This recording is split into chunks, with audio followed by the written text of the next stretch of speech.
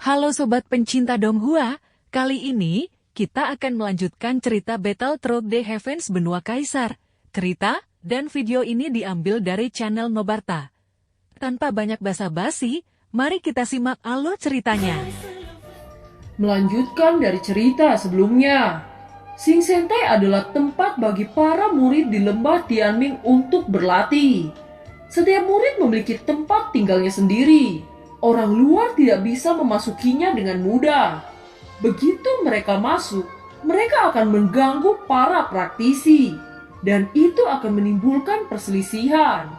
Jika kekuatanmu cukup kuat, secara alami tidak ada yang berani mengganggu. Bintang-bintang berdiri dari luar ke dalam, dan semakin kuat mereka, semakin kuat pula bintang-bintang itu. Bintang-bintang juga merupakan bangunan penting di lembah Tianming. Ucap Xiong Yuan menjelaskan kepada Xiaoyan. Platform bintang dibagi menjadi 12 lapisan. Bahkan Kaisar di pusat tidak berani menghabiskan terlalu banyak waktu. Secara umum ia harus paling lama berada di luar selama 1 jam. Dapat dilihat betapa mengerikannya energi terdalam itu. Xiaoyan ada di lapisan terluar, jadi dia tidak terpengaruh. Ketika Xiaoyan mengikuti Xiong Yuan dan melihat ke pemandangan di sekitarnya, seorang pemuda berjalan ke arahnya. Saudara Xiong Yuan, bisakah kamu memberi aku beberapa petunjuk? Aku tidak begitu mengerti keterampilan bertarung, ucap pemuda itu. Dengan temperamen Xiong Yuan, secara alami dia tidak akan menolak. Di lembah Tianming, selama mereka tidak memiliki hubungan bermusuhan dengan Xiong Yuan, mereka selalu mencari Xiong Yuan untuk membahas sesuatu. Dan karena Xiong Yuan dipromosikan menjadi Kaisar Bintang 2, mereka memiliki sedikit kekaguman. Xiong Yuan tersenyum, mengambil gulungan di tangan pemuda itu, dan segera menunjukkannya kepada pemuda itu dengan sabar menceritakan poin-poin utama. Xiaoyan memandang Xiong Yuan, tetapi tidak bisa menahan senyum. Setelah instruksi Xiong Yuan, Xiaoyan berjalan sendiri untuk melihat pemandangan. Xiaoyan berjalan tetapi tidak memperhatikan di mana dia berdiri. Seorang pria muda yang tampak sengit melihat Xiaoyan dan berkata, "Hei, anak kecil, ini tempatku. Pergilah sebelum aku mematahkan kakimu," ucap pria muda itu bernama Wu Yong. Pria itu sangat sombong. Dia telah mencapai pertengahan Kaisar Bintang 1. Menurut perkiraannya, itu akan dipromosikan menjadi Kaisar Bintang 2 dalam beberapa ratus tahun. Kaisar Bintang 2 itu juga cukup berharga di klan. Xiaoyan tidak menghiraukan teriakan pria itu. Sebaliknya dia seolah-olah tidak mendengar apa-apa. Xiaoyan tahu bahwa dia telah memasuki tempat kultivasi orang lain. Dia berbalik dan pergi. "Apakah kamu mengabaikan kata-kata saya?" ucap Wu Yong. Xiaoyan mendengar kata-kata pemuda itu dan perlahan berbalik. Menurut informasi yang disampaikan kepadanya oleh Kaisar Ming, pemuda ini harus berada di tengah-tengah Kaisar Bintang 1. "Kenapa aku harus mendengarmu?" ucap Xiaoyan. Pria muda itu melihat Xiaoyan yang tenang dan tidak bisa menahannya. Di lembah Tianming, siapa yang begitu tenang di depannya? Ada ekspresi aneh di sudut mulut pemuda itu, dan dia ingin melihat kekuatan macam apa yang dimiliki pria muda di depannya sehingga dia bisa berbicara dengan kepercayaan diri yang begitu besar. "Kamu berani menerobos ke tempatku? Apakah ada laki-laki lain yang berani menerobos di depanku?" ucap pria Wu Yong. Xiaoyan hanyalah seorang kaisar bintang tahap awal yang biasa. Di matanya ia tampak seperti semut yang tidak berbahaya. Melihat pemuda ini yang begitu sombong, darah di tubuh Xiaoyan mulai mendidih karena tidak bertarung untuk waktu yang lama. Xiaoyan juga ingin mencoba sendiri apa tingkatan yang dia capai selama beberapa dekade. Dan seperti apa kekuatan kaisar bintang 1 menengah. Keinginan untuk bertarung menjadi intens. Senyum jahat muncul di sudut mulutnya. Melihat ekspresi berani Xiaoyan, pria muda itu tertawa dan berkata, "Kamu anak yang berani. Kamu berani sombong dengan kekuatan awal bintang 1. Ucap Wu Yong. Xiaoyan tersenyum dan berkata, "Tapi sepertinya monumen mengatakan bahwa tempat ini dilarang untuk bertarung kan?" Ucap Xiaoyan. Pria muda itu melirik Xiaoyan. "Ikut denganku jika kamu memiliki kepercayaan diri." Ucap Wuyong, kemudian tubuhnya bergegas. Xiaoyan secara alami mengikuti dengan sangat cepat. Tubuh api Xiaoyan sebanding dengan tubuh seorang kaisar biasa. Seketika Xiaoyan menyusul pemuda itu. Melihat Xiaoyan yang datang, kilatan dingin muncul di wajah pemuda itu. Lapangan kompetisi besar muncul di depan Xiaoyan. Kedua belah pihak mendarat dan kemudian mendaftar sejenak. Keduanya datang ke pusat kompetisi. Xiong Yuan menemukan bahwa Xiaoyan tidak lagi bersamanya. Segera dia mendeteksi di mana Xiaoyan berada. Ekspresinya suram saat dia berkata, "Ini, bagaimana Xiaoyan bisa menuju ke tempat ujian? Aku khawatir sesuatu yang tidak baik terjadi," ucap Xiong Yuan. Setelah mengatakan itu, Xiong Yuan terbang menuju tempat ujian. Pada saat ini terlihat Xiaoyan menggunakan tubuh kaisarian. Tubuh Xiaoyan membengkak menjadi raksasa yang dikelilingi oleh naga api yang tak terhitung jumlahnya di sekitar tubuhnya. Di sisi lain, Wuyong berteriak dan telapak tangan besar bersiul dengan suara angin yang bertiup kencang. Xiaoyan melihat telapak tangan besar yang datang. Dia tidak menghindar. Sebaliknya dia menukar dengan tinjunya. Dengan suara teredam, udara di sekitarnya tiba-tiba membawa kekuatan yang terlihat oleh mata telanjang. Kedua sosok yang luar biasa tiba-tiba mundur beberapa langkah. Xiaoyan tersenyum di sudut mulutnya. "Bagaimana mungkin?" ucap terkejut Wuyong. Melihat Xiaoyan dikelilingi oleh naga api di seluruh tubuhnya, ada sedikit jejak ketakutan di mata Wuyong. "Datian telapak tangan!" teriak Xiaoyan. Telapak tangannya membengkak beberapa kali dalam sekejap. Itu diayunkan dengan keras ke arah Wuyong. Wajah Wuyong sedikit berubah, dan tombak besar tiba-tiba muncul di tangannya. Segera bayangan senjata besar melintas. Dua energi menghantam, dan tiang telapak tangan Xiaoyan segera runtuh. Setelah mematahkan serangan Xiaoyan, ia melambaikan tombak di tangannya secara langsung. Tiba-tiba penguasa berwarna-warni muncul di depan Xiaoyan. Dengan suara benturan keras, sosok Wuyong tiba-tiba terguncang mundur beberapa langkah, menatap dingin pada senjata yang tiba-tiba muncul di tangan Xiaoyan. Tiba-tiba suara keras terdengar di belakang keduanya. "Berhenti!" teriak Xiong Yuan. Wajah Xiong Yuan sangat jelek. Jika terjadi sesuatu pada Xiaoyan, dia tidak bisa menjelaskannya kepada Kaisar Ming. "Wuyong, apa yang kamu lakukan?"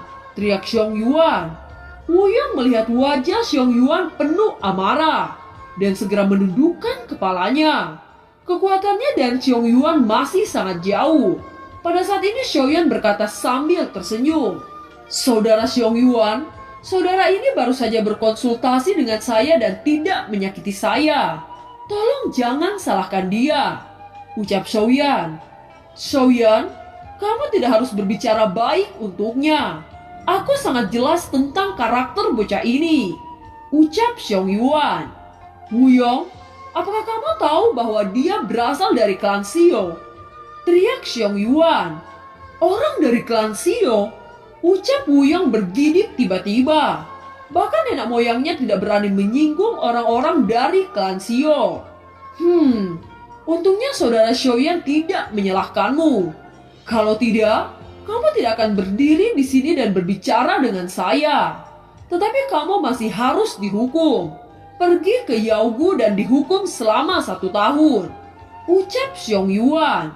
Wuyong tidak berani berbicara, tetapi mengangguk. Xiaoyan menggelengkan kepalanya dan berkata, "Saudara Xiong Yuan tidak perlu menjatuhkan hukuman. Ini hanya diskusi umum. Tidak perlu menghukum saudara ini," ucap Xiaoyan. Xiong Yuan melirik Wuyong dan menghela nafas membiarkan Wuyong pergi. Dia tidak menyangka ini terjadi setelah dia pergi sebentar. Jika Xiaoyan terluka, bagaimana dia bisa menjelaskan kepada Kaisar Ming? Saudara Xiaoyan baik-baik saja kan? Karena ini lebih dari sekedar tempat ujian, saya akan membawamu ke istana Douji dan aula promosi, ucap Xiong Yuan. Kali ini ia tidak akan berani meninggalkan Shaoyan. Banyak orang yang sombong di lembah itu.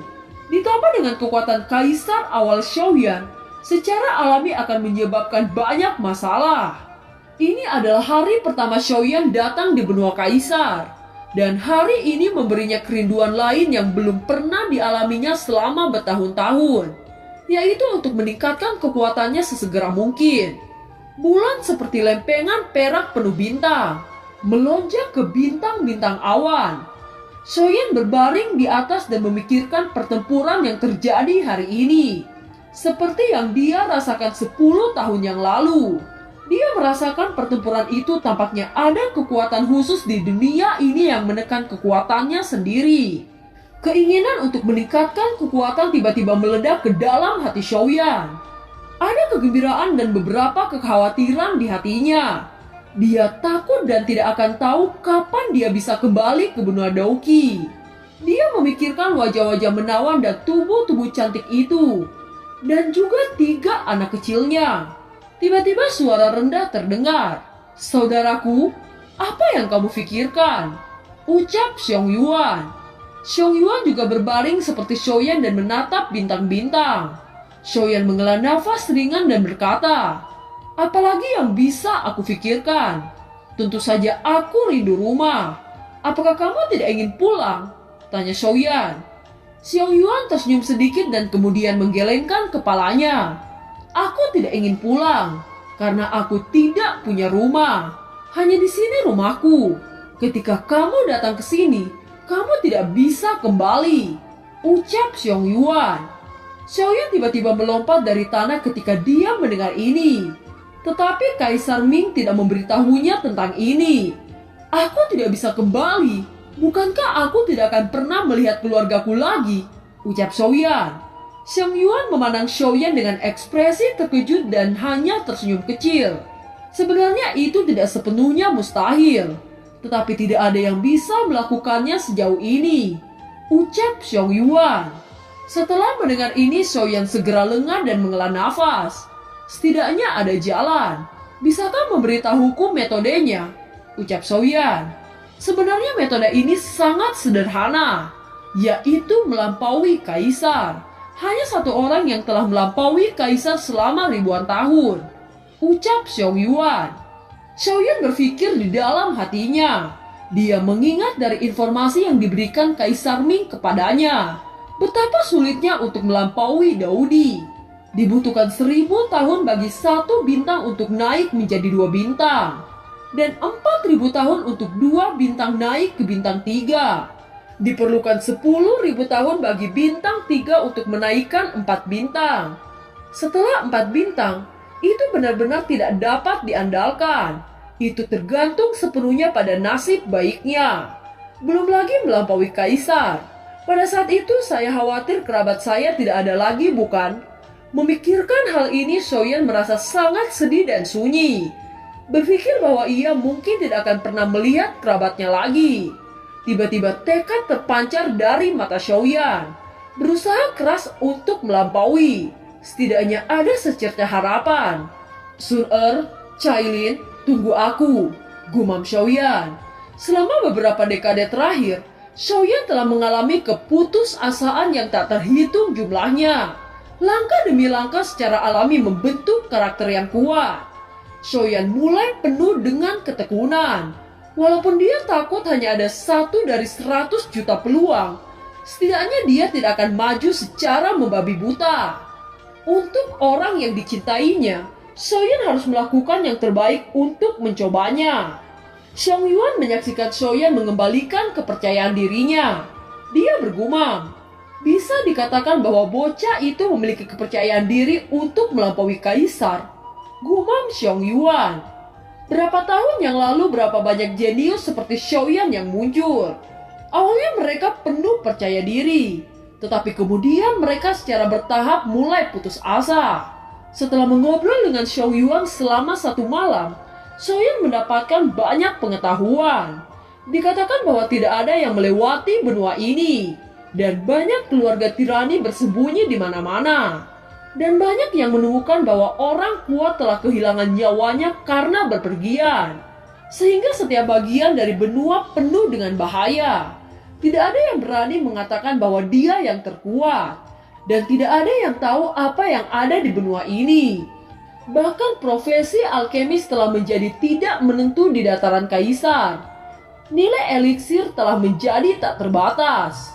Eliksir itu terlalu misterius. Dia dapat mengumpulkan aura langit dan bumi dan menghasilkan pengetahuan rohaninya sendiri. Pengetahuan spiritual ini mungkin jauh melebihi orang-orang biasa. Ada 3 keajaiban di benua ini. Ada 3 jenis objek. 1 api langit yang aneh, 2 hantu aneh, dan 3 segel aneh. 3 keajaiban ini adalah hal-hal yang semua orang impikan. Mungkin itu bisa membuat orang menjadi kuat dalam semalam. 3 keajaiban ini sedikit dan jarang. Xiaoyan mulai tahu bahwa mungkin puncak hal-hal di atas benua Daoqi mungkin tidak berharga di sini.